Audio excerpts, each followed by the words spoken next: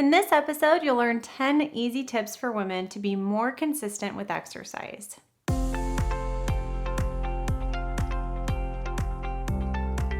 If you're new to this channel, thanks so much for watching. I'm Dr. Morgan Nolte, and I'd be so grateful if you took a moment to hit that subscribe button and the little bell to get notified each week when I post a new video. How would you like to know that you were going to follow your exercise plan like you knew the sun was going to come up? What if you could develop that sense of internal confidence and trust in yourself to follow through? We all know that exercise is good for us, right? But how often do you turn that insight into action? How often do you see your notification to exercise pop up on your phone, calendar, or computer and just ignore it? Getting yourself to exercise on a regular basis is so incredibly important for your mental and physical health. It gives you more energy, endorphins to feel happy, helps increase adiponectin, which is a hormone that converts white fat to brown fat for a higher metabolism and less visceral belly fat, and increases insulin sensitivity. I've been an avid exerciser since the 6th grade. Yes, I actually remember my love for exercise even back then. In fact, I used to run in place in my room to whatever music I was into back then, and the light below my room in the kitchen fell and shattered on the floor. My relationship with exercise took an unhealthy turn when I developed a condition called exercise bulimia in the 9th grade. That's where I would try to exercise off all the food I just ate in an attempt to stay lean so that I could be fast and track. And I was okay. But that compulsion that I felt to exercise was not fun.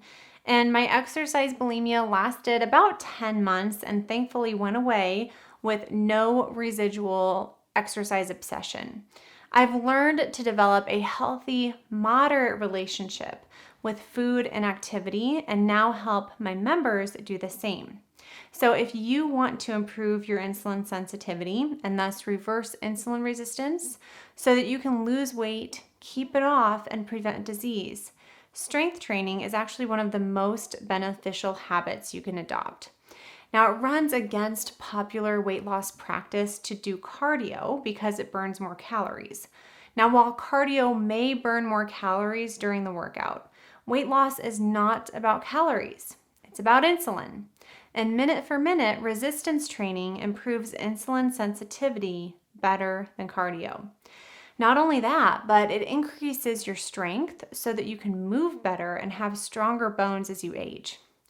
I know that strength training may be intimidating. And I'll be honest, I'm usually the only woman in the gym doing strength training surrounded by some ripped high school boys. But you know what? I got over it, and I'm there for about half an hour, and I'm not doing this for anyone but myself, so I can do anything for half an hour. Don't let anyone intimidate you at the gym. You have as much right to be there as anyone else, and you don't have to wait until you're fit to go exercise at the gym. Often I'll hear from women that they don't want to bulk up. And I remind them that men get bulky because they have far more testosterone than we do and growth hormone. And in order to get bulky, you need to have a higher hormone level and eat protein, a lot of protein. Just adding strength training twice a week, 3 times a week to your exercise routine, even for just 20 to 30 minutes, that's not going to make you bulky. It's going to boost your metabolism and help you have a leaner appearance. Another objection that I hear about resistance training is that it's boring. And to that I ask, do you enjoy brushing your teeth? Do you enjoy doing your taxes? Do you enjoy doing the dishes? No, most people would rather not do these tasks, but we do. I want your attitude towards strength training to be the same, that it's just something that you do, whether you like it or not. I promise once you stick with it, you're going to start to feel and see the results that only strength training can provide, and that's going to give you motivation to keep going. Now, physiologically, you'll have changes right away, but you may not see any changes in your muscle tone or appearance for months. And if you're not doing things to reduce your fat mass from your diet, your sleep, your stress, you won't see your muscles at all because they lie under your subcutaneous fat layer. So this is where consistency compounds. I know that you can be consistent, And I know that the techniques I'm about to teach you will help. One of my clients recently sent me this screenshot showing me that she'd closed all of her activity rings for an entire month straight. And she was going through some rehab and had other life stuff going on too. But she did it because she was committed. Commitment creates consistency. Now, these tips will help you be consistent, whether you want to walk, ride your bike, swim, or strength train. I believe in you, but I can't do your push-ups for you. I believe that you need to believe in yourself and show up for yourself like you do every other person in your life. You have to find a way to create some intentional margin in your life so that you have just a little time several days a week to exercise. All right, let's get to these tips. Now, there are absolutely days where I don't want to exercise. I don't want to go work out. I don't want to move my body. And it's not because I'm being lazy most of the time. Most of the time, it's because I'm busy doing something else. I feel like that something else is a higher priority at that moment in time. At that moment in time, it's easier for me to continue working because I love working. What gets me to close my computer and head to the gym is asking, am I making this decision for current me or future me? Are you making your everyday choices for current you or future you? That's a really good litmus test to know if you're making healthy choices or not. Because most of the time, unhealthy choices are for instant gratification. I'm really, really big on focusing on systems, not just goals. You can have a goal of working out 3 or 4 times a week, but that general goal is probably not going to get done if exercise isn't already a habit for you. It needs to have a date, time, and location on your calendar. Better yet, it needs to be on your work calendar. Women especially have a tendency of prioritizing the wants and needs of other people before our own, and that's got to stop. When you take care of yourself, your mind, mental health, your emotional health, your physical health, you're going to be able to better care for everyone else in your life. You're going to have more energy. It's the best return on your time, is the energy that you invest into your health. So here are some tips that I've used to make exercise a habit even when I don't feel like it. Number 1, and I already mentioned this, it goes on my work calendar because honestly, I take it more seriously and I look at it several times a day. At this time, my goal is to work out 4 days a week for at least 30 minutes at 3:30. So I have a recurring meeting on my work calendar with a reminder at 3:15, so I have a little time to shut things down for the day and get changed. The second tip is to find an accountability partner. I love going to the gym with my dad. I think it's this kind of bond like our daddy-daughter time, and he 100%, absolutely, without questions, would not go to the gym without me. I think he's maybe done that one time. And how do I know? Because COVID went by and lo and behold, he didn't even know that the gym was open. So after I got my COVID shot, I felt more comfortable going back, and I'm so much more likely to go knowing that he's not going unless I go. And I really want him to exercise more. So having someone waiting for you to show up is a huge motivator. If you can't find a single accountability buddy in person, be accountable to a person or group online. I really encourage people to post a weekly accountability item. We call them implementation intentions once a week in my members only community.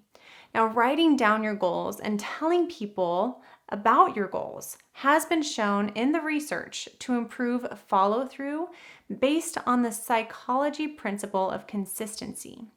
As humans, we are inclined to do what we say we're going to do. Otherwise, we feel out of integrity with ourselves. But you have to say what you're going to do. If it lives in your head, it's more likely to stay in your head and not turn into action. Number 3 is to plan ahead. Plan ahead for success. Pack your clothes in the morning. Even better, what I like to do is pack a whole week's worth of workout clothes in one morning. That way you never have the excuse that you forgot to pack your clothes or shoes, or that you don't feel like going home to get changed. Tip number 4 is to find a time that works for you and be consistent with that time. Many people prefer to work out first thing in the morning. I have 2 young kids who often get up in the night and need me in the morning still. So working out towards the end of my workday just works better for me before I pick them up from daycare. So I try to find whatever is working at that stage of life and be consistent. So again, that changes. During COVID, when I had a newborn, I committed to 10 minutes a night of strength training as I watched TV. Your routine will change based on life circumstances. That's normal. But what's important is that you change with life. There will always be a reason to not work out, but you have to find a more important reason to work out. Tip number 5 is to show up for yourself like you would your best friend. No one likes a flaky friend. Do not flake on yourself. If you say you're going to do something, be a person of integrity and do it. Would you say to your friend, hey, I'll meet you for lunch? And then all of a sudden, lunch comes around and you're like, oops, sorry, I just wanted to keep working instead. No, you would show up for lunch like you said you would. So use the best friend test and ask yourself, am I treating myself? Am I speaking to myself? Am I showing up for myself as I would my best friend? Tip number 6 is to keep it simple. Simplicity breeds consistency. If you find that something feels heavy, that you have a lot of internal resistance towards something, it means that it's probably time to tweak or optimize your plan. Reflect on why something feels heavy and how you could make it feel lighter. And I'm not talking about weights or resistance at the gym. I'm talking about heavy on your heart. For me, it's working out for 30 minutes or less. If I said you have to go 4 days for 1 hour, that feels heavy to me. That feels like too much of my time is spent at the gym and not enough with my family or working for this stage of life. For some people, an hour or 4 days a week isn't enough. For others, it's just right. That's one of the reasons why I don't like a one-size-fits-all exercise program. You have to find what really works for you and your needs and your schedule and your body and your mentality. So tip number 7 is to anticipate obstacles. You have to expect that you're not going to feel like working out at least some of the time, if not all of the time. But here's the deal.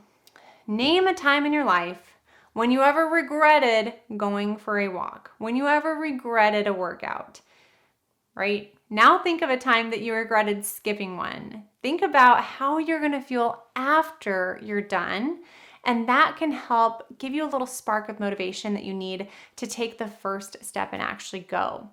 Think about how proud you're going to be of yourself. Think about how making one positive choice to exercise has a ripple effect on the healthy choices for the rest of the day. If I were to skip a workout that I have planned, I would be more likely to go home and kind of feel bad that I skipped because I was out of integrity. And those feelings of guilt of skipping something that I planned on would have a ripple effect, right?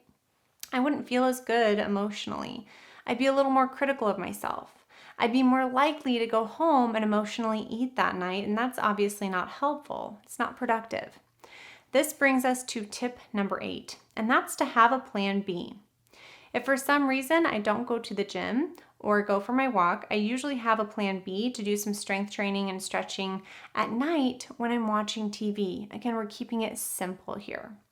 Tip number 9 is to make your brain work for you, not against you.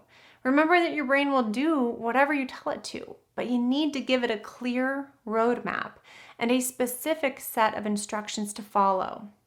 So if you're finding that it's your workout time, right? 3:30 for me, your pop-up reminder comes on your work calendar maybe, and you still don't feel like going to work out, you need to listen to the thoughts that you're telling yourself. You might be saying something like, oh, I really don't want to go work out today. Your first subconscious thought was that you don't want to go work out today.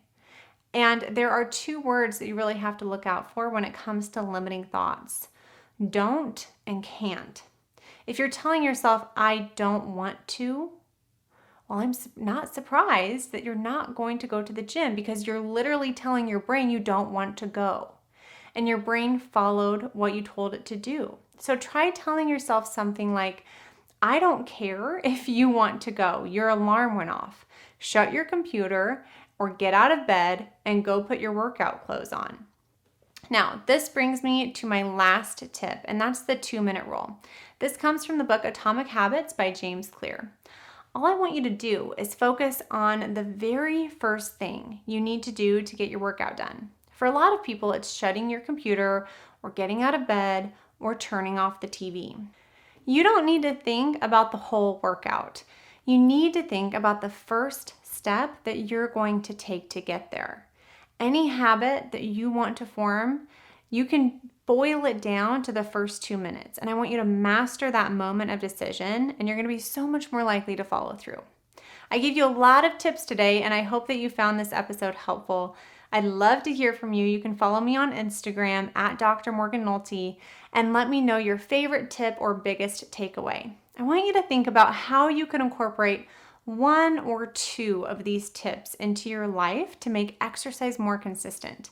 If your workouts aren't already on the calendar, my challenge for you is to get them on your work calendar within the next 48 hours. It's so easy to forget good intentions completely. And if exercise is not a habit in your life, it's going to take a little work to get there, but the effort that you put into that is so worth it down the road. So thank you so much for listening again. Be sure to tune in next week where I'll have a fresh episode for you. I'll talk with you at the same time, same place next week. Bye for now.